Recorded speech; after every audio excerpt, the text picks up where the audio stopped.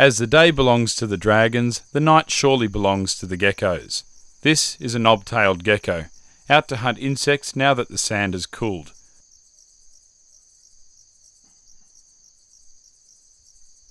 This wolf spider is also hunting insects.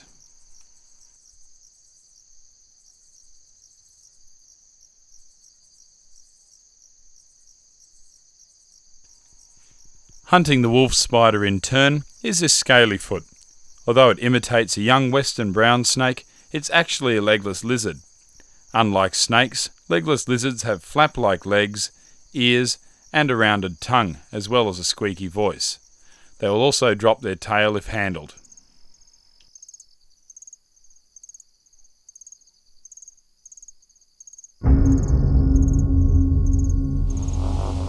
Also out on the sand after dark are several varieties of desert scorpion. They are brown and well camouflaged, but under an ultraviolet light they glow brightly. They sit outside their burrows and wait for a meal to come by. Fine hairs all over their bodies can feel the movement of prey nearby, although they cannot see it. A stab with a powerful sting and a firm grip with the claws secures a meal.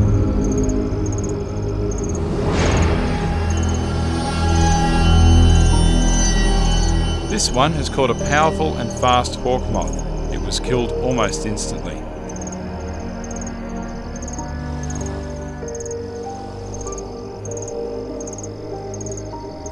With the groceries for the night sorted, the scorpion heads to a safer place to eat.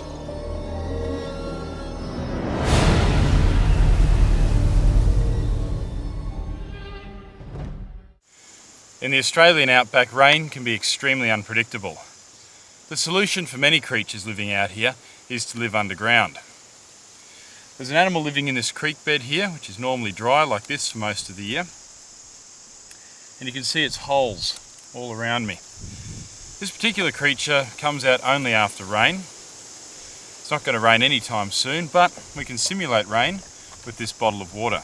Watch this. As the water fills the burrow, it emerges. Yes, it's a crab. The desert crab is an amazing animal. It lives as a prisoner in its burrow without food for up to a year. The only water it can drink during dry times is the dew that gathers on its shell in the cool of the morning, which is channeled to the mouth by special grooves.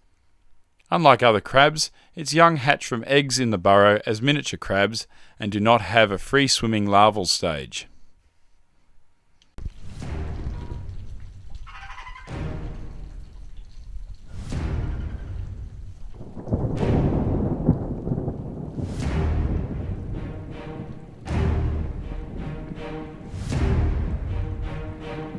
When the rains finally do come, they arrive with force. Lightning lashes out across the land and clouds dump massive volumes of water.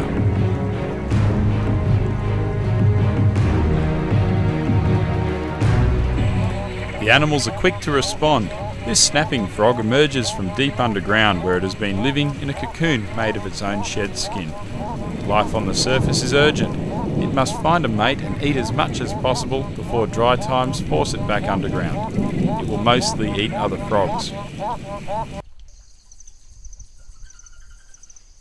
The rather fat and globular desert spadefoot also emerges from underground after rain to feed and breed. It feeds almost exclusively on ants and termites. Like other ant specialists that sit in the open, it must have defence. Instead of spines, it has a nasty poison, but sometimes even poison won't protect you from your own prey.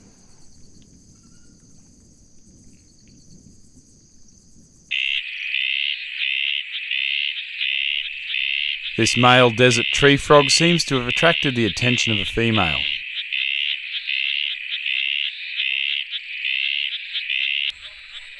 Looking good so far.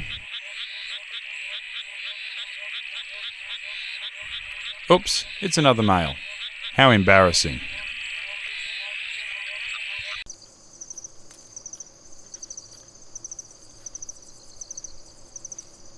In dry years, the spinifex hopping mouse is all but absent. In wet years, they breed explosively, feeding on shoots and seeds. Once the dry years return, their populations crash.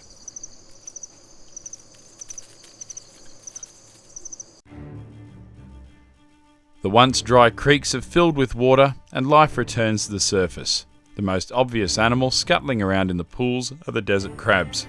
They have been released from their underground prisons for a short time on the surface to feed and hopefully find a mate. When the water dries up, they will be forced back underground. But for now, life is good.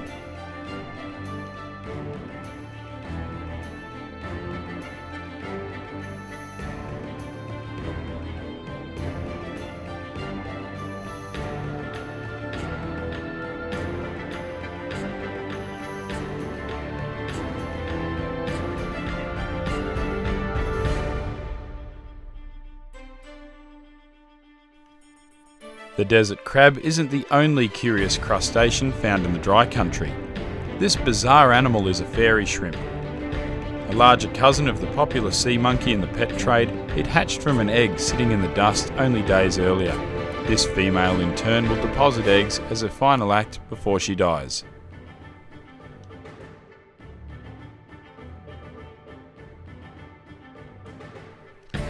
The burrowing frogs have laid their eggs and the tadpoles are rapidly developing. But sometimes poor parenting can see them hatch in pools that will dry a little too quickly. These tadpoles are in real danger if rain doesn't come in a day or two.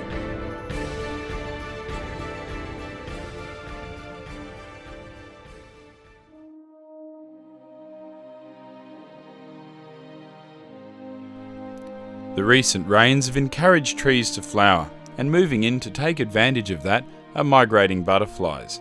These ones are checkered swallowtails. The flowers provide excellent fuel on the long journey to their breeding grounds, so they stop and eagerly sip at the sweet nectar.